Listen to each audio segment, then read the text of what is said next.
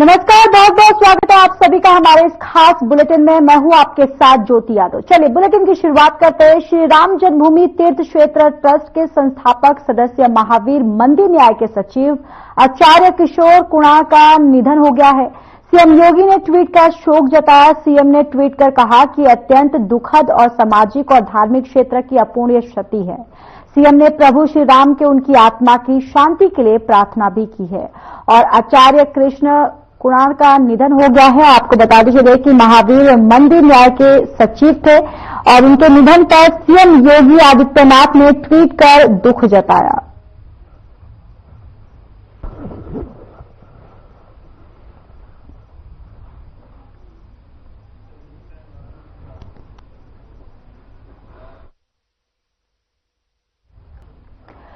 तो प्रधानमंत्री नरेंद्र मोदी ने अपने रेडियो कार्यक्रम में मन की बात के जरिए लोगों को संबोधित किया। इस दौरान उन्होंने लोगों को नए साल की शुभकामनाएं दी। इसके अलावा पीएम मोदी ने संविधान पर बात की।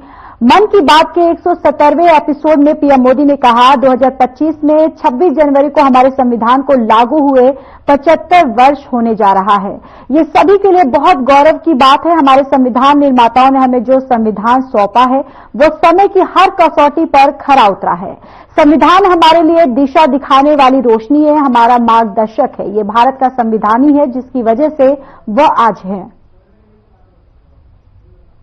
लागू हुए 75 वर्ष होने जा रहे हैं। हम सभी के लिए बहुत गौरव की बात है। हमारे संविधान निर्माताओं ने हमें जो संविधान सौंपा है वो समय की हर कसौटी पर खरा उतरा है। संविधान हमारे लिए गाइडिंग लाइट है, हमारा मार्गदर्शक है। ये भारत का संविधान ही है जिसकी वजह से मैं आज यहां हूं, आपसे बात कर पा रहा हूं। इस साल 26 नवंबर को संविधान दिवस से एक साल तक चलने वाली कई एक्टिविटीज शुरू हुई हैं। देश के नागरिकों को संविधान की विरासत से जोड़ने के लिए constitution75.com नाम से एक खास वेबसाइट भी बनाई गई है। इसमें आप संविधान की प्रस्तावना पढ़कर अपना वीडियो अपलोड कर सकते हैं। अलग अलग भाषाओं में संविधान पढ़ सकते हैं। संविधान के बारे में प्रश्न भी पूछ सकते हैं। मन की बात के श्रोताओं से, स्कूल में पढ़ने वाले बच्चों से, कॉलेज में जाने वाले युवाओं से मेरा आग्रह है, इस वेबसाइट पर जरूर जाकर देखें, इसका हिस्सा बने। साथियों, अगले महीने 13 तारीख से प्रयागराज में महाकुंभ भी होने जा रहा है। इस समय वहां संगम तट पर जबरदस्त तैयारियां चल रही है। मुझे याद है अभी कुछ दिन पहले जब मैं प्रयागराज गया था तो हेलीकॉप्टर से पूरा कुंभ क्षेत्र देखकर दिल प्रसन्न हो गया था। इतना विशाल, इतना सुंदर, इतनी भव्यता।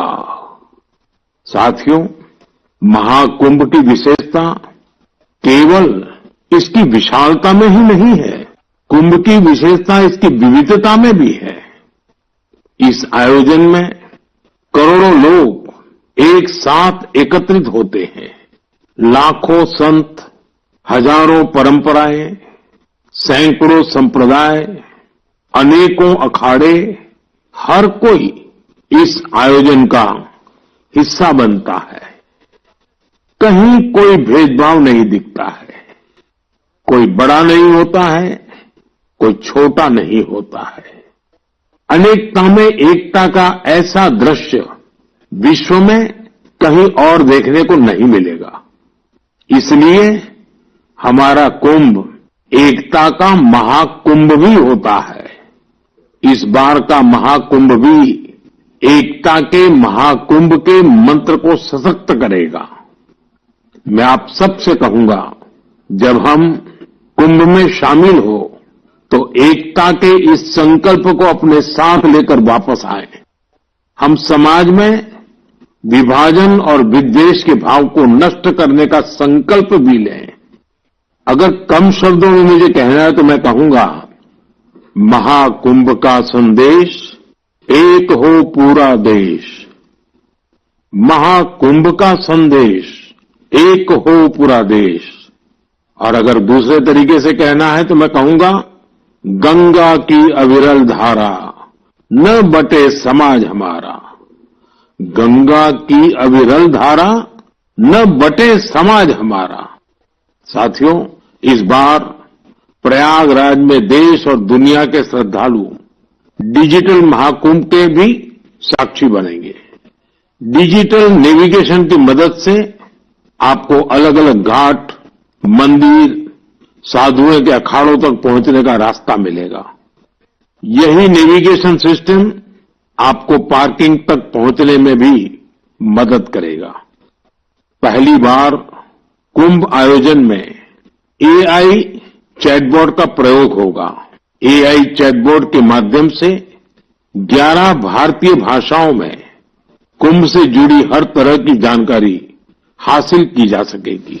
इस चैटबॉट से कोई भी टेक्स्ट टाइप करके या बोलकर किसी भी तरह की मदद मांग सकता है। पूरा मेला क्षेत्र को एआई पावर्ड कैमरा से कवर किया जा रहा है। कुंभ में अगर कोई अपने परिचित से बिछड़ जाएगा तो इन कैमरों से उन्हें खोजने में भी मदद मिलेगी। श्रद्धालुओं को digital lost and found centre की सुविधा भी मिलेगी। श्रद्धालुओं को मोबाइल पर गवर्नमेंट अप्रूव टूर पैकेज, ठहरने की जगह और होम स्टे के बारे में भी जानकारी दी जाएगी। आप भी महाकुंभ में जाएं तो इन सुविधाओं का लाभ अवश्य उठाएं। और हां, #एकता का महाकुंभ के साथ अपनी सेल्फी जरूर अपलोड करिएगा। साथियों, मन की बात यानी MKB में अब बात KTB की। जो बड़े बुजुर्ग हैं, उनमें से बहुत से लोगों को KTB के बारे में पता नहीं होगा। लेकिन जरा बच्चों से पूछिए, KTB उनके बीच बहुत ही सुपरहिट है। KTB यानी क्रश, प्रुश और बाल्टी बॉय। आपको शायद पता होगा, बच्चों की पसंदीदा एनिमेशन सीरीज और उसका नाम है KTB भारत है हम। और अब इसका दूसरा सीजन भी आ गया है। ये 3 एनिमेशन कैरेक्टर हमें भारतीय स्वतंत्रता संग्राम के उन नायक नायिकाओं के बारे में बताते हैं जिनकी ज्यादा चर्चा नहीं होती। हाल ही में इसका सीजन 2 बड़े ही खास अंदाज में international film festival of India Goa में लॉन्च हुआ। सबसे शानदार बात यह है कि ये सीरीज न सिर्फ भारत की कई भाषाओं में बल्कि विदेशी भाषाओं में भी प्रसारित होती है। इसे दूरदर्शन के साथ साथ अन्य OTT प्लेटफॉर्म पर भी देखा जा सकता है। साथियों, हमारी एनिमेशन फिल्मों की, रेगुलर फिल्मों की, टीवी सीरियल्स की पॉपुलैरिटी दिखाती है कि भारत की क्रिएटिव इंडस्ट्री में कितनी क्षमता है। यह इंडस्ट्री न सिर्फ देश की प्रगति में बड़ा योगदान दे रही है, बल्कि हमारी इकोनॉमी को भी नई ऊंचाइयों पर ले जा रही है। हमारी फिल्म एंड एंटरटेनमेंट इंडस्ट्री बहुत विशाल है। देश की कितनी ही भाषाओं में फिल्में बनती हैं, क्रिएटिव कंटेंट बनता है। मैं अपनी फिल्म और एंटरटेनमेंट इंडस्ट्री को इसलिए भी बधाई देता हूं क्योंकि उसने एक भारत श्रेष्ठ भारत के भाव को सशक्त किया है। साथियों, वर्ष 2024 में हम फिल्म जगत की कई महान हस्तियों की 100वीं जयंती मना रहे हैं। इन विभूतियों ने भारतीय सिनेमा को विश्व स्तर पर पहचान दिलाई। राज कपूर जी ने फिल्मों के माध्यम से दुनिया को भारत के सॉफ्ट पावर से परिचित कराया। रफी साहब की आवाज में वो जादू था जो हर दिल को छू लेता था। उनकी आवाज अद्भुत थी। भक्ति गीत हो या रोमांटिक सॉन्ग्स, दर्द भरे गाने हो, हर इमोशन को उन्होंने अपनी आवाज से जीवंत कर दिया। एक कलाकार के रूप में उनकी महानता का अंदाजा इसी से लगाया जा सकता है कि आज भी युवा पीढ़ी उनके गानों को उतनी ही शिद्दत से सुनती है। यही तो है टाइमलेस आर्ट की पहचान। अक्कीनेनी नागेश्वर राव गारू ने तेलुगु सिनेमा को नई ऊंचाइयों तक पहुंचाया है। उनकी फिल्मों ने भारतीय परंपराओं और मूल्यों को बखूबी प्रस्तुत किया। तपन सिन्हा जी की फिल्मों ने समाज को एक नई दृष्टि दी। उनकी फिल्मों में सामाजिक चेतना और राष्ट्रीय एकता का संदेश रहता था। हमारी पूरी फिल्म इंडस्ट्री के लिए इन हस्तियों का जीवन प्रेरणा जैसा है। साथियों, मैं आपको एक और खुशखबरी देना चाहता हूं। भारत रहा है। अगले साल हमारे देश में पहली बार world audio visual entertainment summit यानी वेव्स समिट का आयोजन होने वाला है। आप सभी ने दावोस के बारे में सुना होगा, जहां दुनिया के अर्थ जगत के महारथी जुटते हैं। उसी तरह वेव्स समिट में दुनिया भर के मीडिया और एंटरटेनमेंट इंडस्ट्री के दिग्गज, क्रिएटिव वर्ल्ड के लोग भारत आएंगे। यह समिट भारत को ग्लोबल कंटेंट क्रिएशन का हब बनाने की दिशा में एक महत्वपूर्ण कदम है। मुझे यह बताते हुए गर्व हो रहा है, इस समिट की तैयारी में हमारे देश के यंग क्रिएटर्स भी पूरे जोश से जुड़ रहे हैं। जब हम $5 ट्रिलियन इकोनॉमी की ओर बढ़ रहे हैं, तब हमारी क्रिएटर इकोनॉमी एक नई एनर्जी ला रही है। मैं भारत की पूरी एंटरटेनमेंट और क्रिएटिव इंडस्ट्री से आग्रह करूंगा, चाहे आप यंग क्रिएटर हो या एस्टैब्लिश्ड आर्टिस्ट, बॉलीवुड से जुड़े हो या रीजनल सिनेमा से, टीवी इंडस्ट्री के प्रोफेशनल हो या एनिमेशन के एक्सपर्ट, गेमिंग से जुड़े हो या एंटरटेनमेंट टेक्नोलॉजी के इनोवेटर, आप सभी वेव समिट का हिस्सा बने। मेरे प्यारे देशवासियों, आप सभी जानते हैं कि भारतीय संस्कृति का प्रकाश आज कैसे दुनिया के कोने कोने में फैल रहा है। आज मैं आपको 3 महाद्वीपों से ऐसे प्रयासों के बारे में बताऊंगा जो हमारी सांस्कृतिक विरासत के वैश्विक विस्तार की गवाह है। ये सभी एक दूसरे से मीलों दूर हैं, लेकिन भारत को जानने और हमारी संस्कृति से सीखने की उनकी ललक एक जैसी है। साथियों, पेंटिंग्स का संसार जितना रंगों से भरा होता है, उतना ही खूबसूरत होता है। आप में से जो लोग टीवी के माध्यम से मन की बात से जुड़े हैं, वे अभी कुछ पेंटिंग्स टीवी पर देख भी सकते हैं। इन पेंटिंग्स में हमारे देवी देवता, नृत्य की कलाएं और महान विभूतियों को देखकर आपको बहुत अच्छा लगेगा। इनमें आपको भारत में पाए जाने वाले जीव जंतुओं से लेकर और भी बहुत कुछ देखने को मिलेगा। इनमें ताजमहल की एक शानदार पेंटिंग भी शामिल है, जिसे 13 साल की एक बच्ची ने बनाया है। आपको ये जानकर हैरानी होगी कि इस दिव्यांग बच्ची ने अपने मुंह से इस पेंटिंग को तैयार किया है।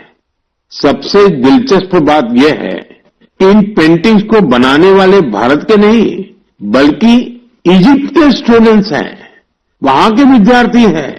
कुछ ही हफ्ते पहले इजिप्ट के करीब 23,000 स्टूडेंट्स ने एक पेंटिंग प्रतियोगिता में हिस्सा लिया था।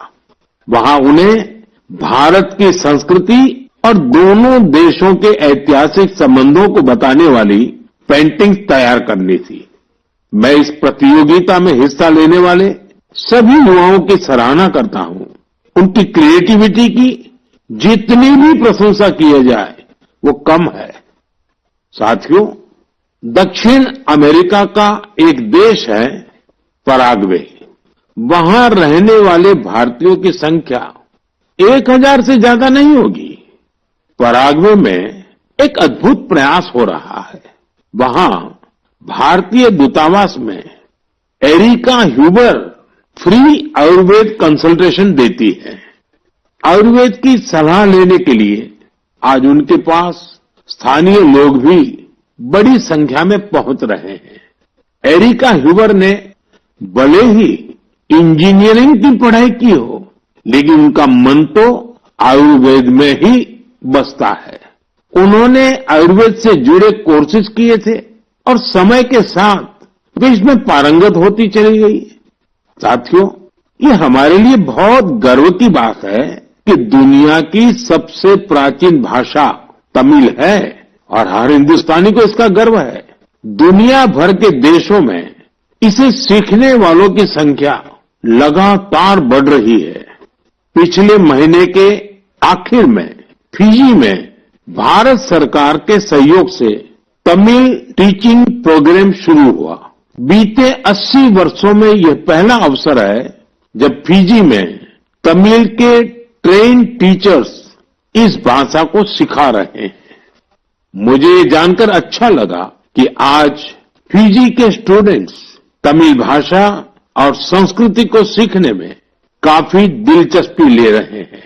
साथियों, ये बातें, ये घटनाएं सिर्फ सफलता की कहानियां नहीं है, ये हमारी सांस्कृतिक विरासत की भी गाथाएं हैं। ये उदाहरण हमें गर्व से भर देते हैं। आर्ट से आयुर्वेद तक और लैंग्वेज से लेकर म्यूजिक तक भारत में इतना कुछ है जो दुनिया में छा रहा है। साथियों, सर्दी के इस मौसम में देश भर से खेल और फिटनेस को लेकर कई एक्टिविटीज हो रही हैं। मुझे खुशी है कि लोग फिटनेस को अपनी दिनचर्या का हिस्सा बना रहे हैं। कश्मीर में स्कीइंग से लेकर गुजरात में पतंगबाजी तक हर तरफ खेल का उत्साह देखने को मिल रहा है। संडे ऑन साइकिल और साइकिलिंग ट्यूसडे जैसे अभियानों से साइकिलिंग को बढ़ावा मिल रहा है। साथियों, अब मैं आपको एक ऐसी अनोखी बात बताना चाहता हूं जो हमारे देश में आ रहे बदलाव और युवा साथियों के जोश और जज्बे का प्रतीक है। क्या आप जानते हैं कि हमारे बस्तर में एक अनूठा ओलंपिक शुरू हुआ है? जी हां, पहली बार हुए बस्तर ओलंपिक से बस्तर में एक नई क्रांति जन्म ले रही है। मेरे लिए ये बहुत ही खुशी की बात है कि बस्तर ओलंपिक का सपना साकार हुआ है। आपको भी ये जानकर अच्छा लगेगा कि यह उस क्षेत्र में हो रहा है जो कभी माओवादी हिंसा का गवाह रहा है। बस्तर ओलंपिक का शुभंकर है वन भैंसा और पहाड़ी मैना। इसमें बस्तर की समृद्ध संस्कृति की झलक दिखती है। इस बस्तर खेल महाकुंभ का मूल मंत्र है करसायता बस्तर, बरसायता बस्तर, यानी खेलेगा बस्तर, जीतेगा बस्तर। पहली ही बार में बस्तर ओलंपिक में 7 जिलों के 1,65,000 खिलाड़ियों ने भाग लिया है। यह सिर्फ एक आंकड़ा नहीं है, यह हमारे युवाओं के संकल्प की गौरव गाथा है। एथलेटिक्स, तीरंदाजी, badminton, football, hockey, weightlifting, karate, kabaddi, kho kho और वॉलीबॉल, हर खेल में हमारे युवाओं ने अपनी प्रतिभा का परचम लहराया है। कारी कश्यप जी की कहानी मुझे बहुत प्रेरित करती है। एक छोटे से गांव से आने वाली कारी जी ने तीरंदाजी में रजत पदक जीता है। वे कहती है, बस्तर ओलंपिक ने हमें सिर्फ खेल का मैदान ही नहीं, जीवन में आगे बढ़ने का अवसर दिया है। सुकमा की पायल कवासी जी की बात भी कम प्रेरणादायक नहीं है। जेवलिन थ्रो में स्वर्ण पदक जीतने वाली पायल जी कहती हैं, अनुशासन और कड़ी मेहनत से कोई भी लक्ष्य असंभव नहीं है। सुकमा के दोरनापाल के पुनेम सन्ना जी की कहानी तो नए भारत की प्रेरक कथा है। एक समय नक्सली प्रभाव में आए पुनेम जी आज व्हील चेयर पर दौड़कर मेडल जीत रहे हैं। उनका साहस और हौसला हर किसी के लिए प्रेरणा है। कोंडा गांव के तीरंदाज रंजू सौरी जी को बस्तर यूथ आइकॉन चुना गया है। उनका मानना है, बस्तर ओलंपिक दूर दराज के युवाओं को राष्ट्रीय मंच तक पहुंचाने का अवसर दे रहा है।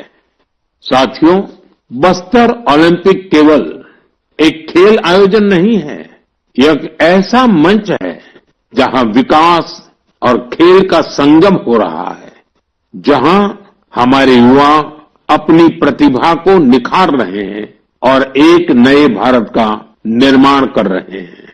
मैं आप सभी से आग्रह करता हूं, अपने क्षेत्र में ऐसे खेल आयोजनों को प्रोत्साहित करें।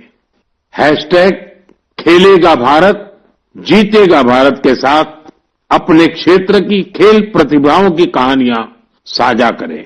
स्थानीय खेल प्रतिभाओं को आगे बढ़ने का अवसर दें। याद रखिए, खेल से न केवल शारीरिक विकास होता है, बल्कि ये स्पोर्ट्समैन स्पिरिट से समाज को जोड़ने का भी एक सशक्त माध्यम है। तो खूब खेलिए, खूब खेलिए। मेरे प्यारे देशवासियों, भारत की दो बड़ी उपलब्धियां आज विश्व का ध्यान आकर्षित कर रही है। इन्हें सुनकर आपको भी गर्व महसूस होगा। ये दोनों सफलताएं स्वास्थ्य के क्षेत्र में मिली है। पहली उपलब्धि मिली है मलेरिया से लड़ाई में। मलेरिया की बीमारी 4000 वर्षों से मानवता के लिए एक बड़ी चुनौती रही है। आजादी के समय भी यह हमारी सबसे बड़ी स्वास्थ्य चुनौतियों में से एक थी। 1 महीने से लेकर 5 साल तक के बच्चों की जान लेने वाली सभी संक्रामक बीमारियों में मलेरिया का तीसरा स्थान है। आज मैं संतोष से कह सकता हूं कि देशवासियों ने मिलकर इस चुनौती का दृढ़ता से मुकाबला किया है। विश्व स्वास्थ्य संगठन WHO की रिपोर्ट कहती है, भारत में 2015 से 2023 के बीच मलेरिया के मामलों और इससे होने वाली मौतों में 80% की कमी आई है। यह कोई छोटी उपलब्धि नहीं है। सबसे सुखद बात यह है, यह सफलता जन जन की भागीदारी से मिली है। भारत के कोने कोने से, हर जिले से हर कोई इस अभियान का हिस्सा बना है। असम में जोरहाट के चाय बागानों में मलेरिया 4 साल पहले तक लोगों की चिंता की एक बड़ी वजह बना हुआ था, लेकिन जब इसके उन्मूलन के लिए चाय बागान में रहने वाले एकजुट हुए तो इसमें काफी हद तक सफलता मिलने लगी। अपने इस प्रयास में उन्होंने टेक्नोलॉजी के साथ साथ सोशल मीडिया का भी भरपूर इस्तेमाल किया है। इसी तरह हरियाणा के कुरुक्षेत्र जिले ने मलेरिया पर नियंत्रण के लिए बड़ा अच्छा मॉडल पेश किया। यहां मलेरिया की मॉनिटरिंग के लिए जन भागीदारी काफी सफल रही है। नुक्कड़ नाटक और रेडियो के जरिए ऐसे संदेशों पर जोर दिया गया। फिलहाल इस बुलेटिन में इतना ही। बाकी देश और दुनिया की तमाम बड़ी खबरों के लिए बने रहिए हमारे साथ। नमस्कार।